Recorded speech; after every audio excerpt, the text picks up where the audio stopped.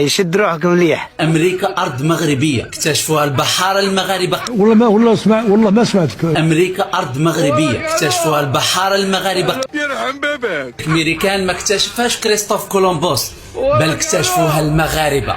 ثانيا المغاربة هم السكان الأصليون لأمريكا. كيفاه؟ الله يصفر وجهك ان شاء الله. أن أمريكا هي أرض مغربية. الله يبارك.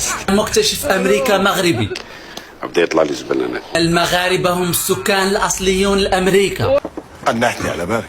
الأراضي الأمريكية كانت تابعة لسلطة السلطان المغربي. خويا هحشم. اسم أمريكا مشتق من اسم مروكو، والمغرب باللغة الأمازيغية كيتسمى أميرو. يا خرك شنو هذا؟